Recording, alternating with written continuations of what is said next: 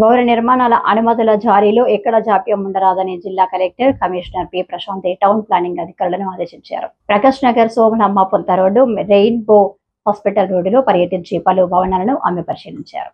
భవన నిర్మాణాలకు అనుమతుల జారీని వేగవంతం చేయాలని ఈ సందర్భంగా సూచించారు. అనుమతులు పొందిన భవన యజమానులు ఇచ్చిన ప్లాన్ ప్రకారమే నిర్మిస్తున్నారా లేదా సమగ్ర వెరిఫికేషన్ విధానం అమలు చేయాలన్నారు. ప్లానింగ్ లో ఏమైనా వ్యత్యాసాలు ఉన్నట్లయితే తగు చర్యలు తీసుకోవాలన్నారు. అలాగే అనుమతులు లేకుండా నిర్మిస్తుంటే నిబంధనల మేరకు నోటీసులు జారీ చేయాలన్నారు. వాహనాలను అపార్ట్మెంట్ల లోపలే పార్కింగ్ చేసుకునేలా భవన యజమానులకు స్పష్టంగా తెలియజేయాలన్నారు. ఇష్టానుసారంగా రోడ్లపైన పార్కింగ్ చేయటం వల్ల ట్రాఫిక్ కు అంతరాయం ఏర్పడుతుందన్నారు. కలెక్టర్ వెంట సిటీ ప్లానర్ జి కోటయ్య, ఏసీపీలు శ్రీనివాస్, నాగవల్లి, ఇతర టౌన్ ప్లానింగ్ సిబ్బంది ఉన్నారు.